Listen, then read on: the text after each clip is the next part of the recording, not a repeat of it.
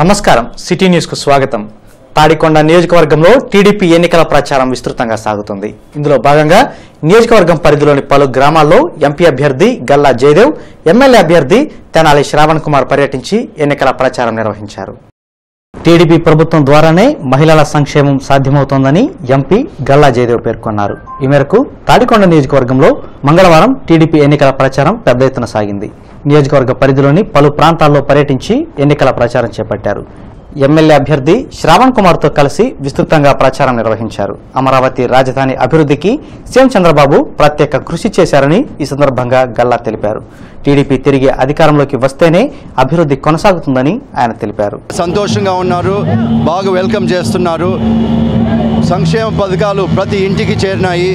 ప్రతి ఒక్కరూ ఏదో ఒకటి బెనిఫిట్ అయినారు కాబట్టి ఈసారి ఎక్కడ నెగిటివ్ ఓట్ అనేది కనిపించడం లేదు, అంతా పాజిటివ్ ఓటే కనిపిస్తుంది. కాబట్టి డెఫినెట్లీ మన ముఖ్యమంత్రి గారు మిషన్ 150+ చెప్పినట్టు మనకు 150+ అసెంబ్లీ సెగ్మెంట్స్ గెలుస్తామని కూడా తెలుస్తూ ఉంది.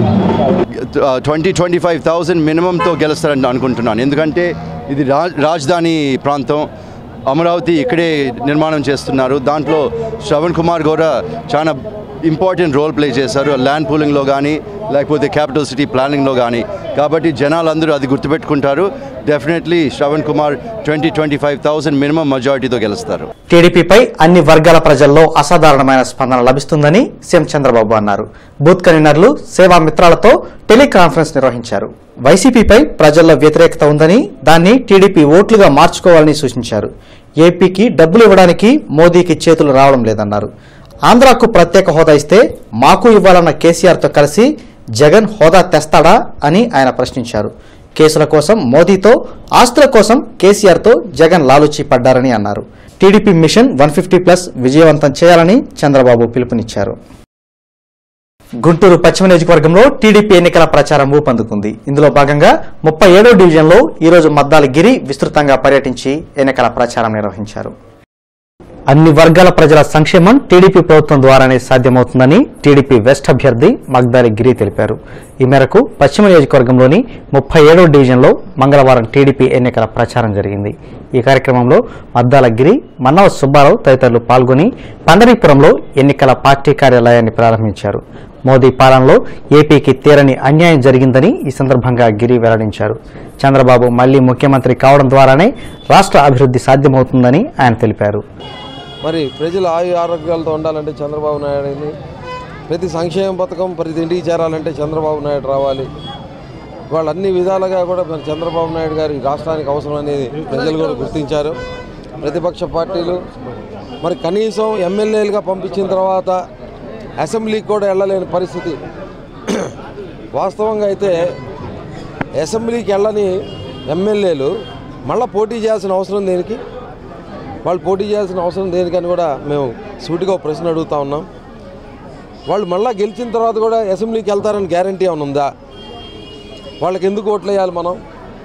కాబట్టి వాళ్ళ ప్రజలు కూడా ఆలోచించే శక్తికి ఇవాళ వచ్చారు. ఎమ్మెల్సీగా కెఎస్ లక్ష్మణరావు ప్రమాణ స్వీకారం చేశారు. శాసన మండలిలో మండలి చైర్మన్ షరీఫ్ ప్రమాణ స్వీకారం చేయించారు. పట్టభద్రుల సమస్యల పరిష్కారానికి కృషి చేస్తానని చెప్పారు. అదేవిధంగా ఐ వెంకటేశ్వరరావు, పి రాఘవ వర్మ ఎమ్మెల్సీలుగా ప్రమాణ స్వీకారం చేశారు. నూతనంగా ప్రమాణ స్వీకారం చేసిన ఎమ్మెల్సీలను పలు ప్రజా సంఘాల నేతలు, ప్రముఖులు అభినందనలు తెలిపారు. ఆంధ్రప్రదేశ్ శాసన పరిషత్ సభ్యునిగా ఎన్నికైనందున శాసనము ద్వారా నిర్మితమైన భారత రాజ్యాంగం పట్ల నిజమైన విశ్వాసం, విధేయత చూపుతానని, భారతదేశ సార్వభౌమాధికారాన్ని, సమగ్రతను కాపాడుతానని, నేను స్వీకరించబోయే కర్తవ్యాన్ని శ్రద్ధాశక్తులతో నిర్వహిస్తానని సత్యనిష్ఠతో ప్రతిజ్ఞ చేస్తున్నాను.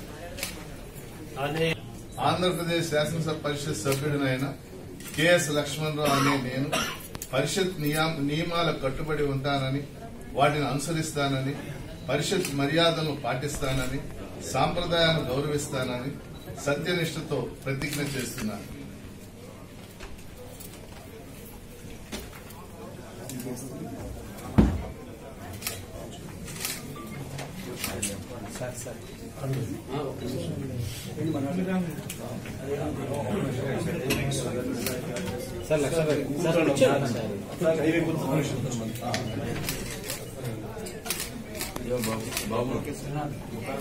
గుంటూరులో జనసేన ఎన్నికల ప్రచారం ఉత్సాహంగా కొనసాగుతుంది. ఇందులో భాగంగా ఎంపీ అభ్యర్థి బోనబోయిన శ్రీనివాస్ యాదవ్, ఎమ్మెల్యే అభ్యర్థి తోట చంద్రశేఖర్ బ్రాడీపేటలో పర్యటించి స్థానికులతో సమావేశమయ్యారు. జనసేన అధికారంలోకి వస్తేనే రాజకీయాల్లో మార్పు వస్తుందని ఈ సందర్భంగా నేతలు తెలిపారు. ఎమ్మెల్యే గారి దగ్గరికి వెళ్ళి మా సమస్య ఉందంటే పరిష్కరించుకున్నటువంటి సందర్భం ఎక్కడా లేదు.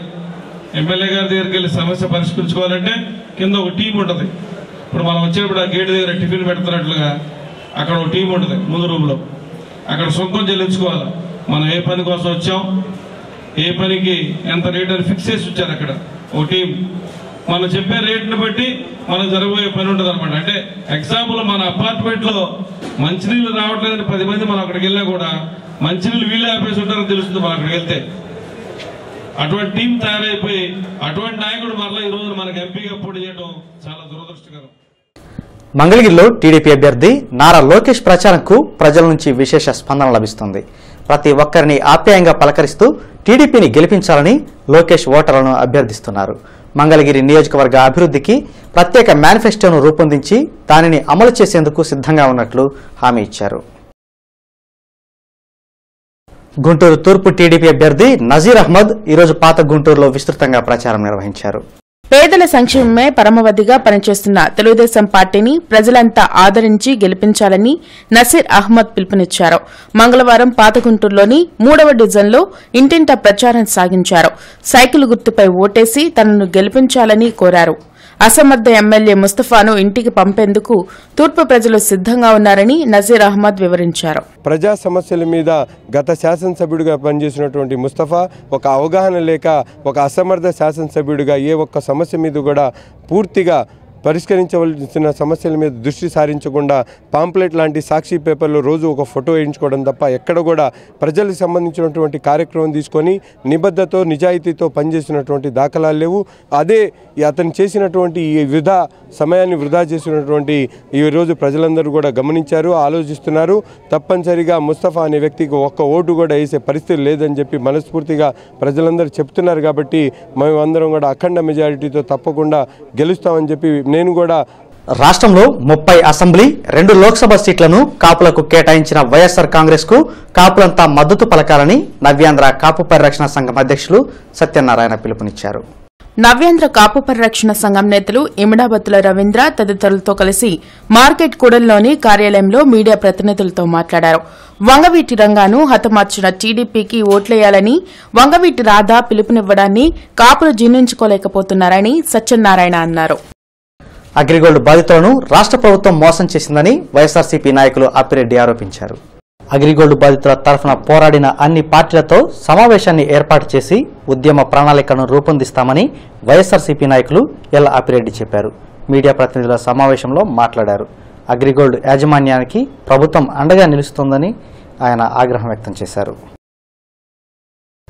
వైసీపీ పశ్చిమ నియోజకవర్గ అభ్యర్థి యేసురత్నం విస్తృతంగా ప్రచారం నిర్వహిస్తున్నారు. ఫాతిమాపురంలో పర్యటించిన ఆయన సమస్యలపై ఆరా తీశారు. నవ్యాంధ్రప్రదేశ్ అభివృద్ధి వైఎస్ఆర్సీపీతోనే సాధ్యమని పశ్చిమ నియోజకవర్గ అభ్యర్థి చంద్రగిరి యేసురత్నం పేర్కొన్నారు. ఫాతిమాపురంలో వైసీపీ నేతలు పాదర్తి రమేష్ గాంధీ అప్పిరెడ్డిలతో కలిసి ఎన్నికల ప్రచారం నిర్వహించారు. పేద, బడుగు, బలహీన వర్గాల అభ్యున్నతికి జగన్ అనేక పథకాలను ప్రవేశపెట్టారన్నారు. ఇవి ఇప్పటివరకు అప్డేట్స్. మరిన్ని అప్డేట్స్తో మళ్ళీ కలుద్దాం. నమస్కారం.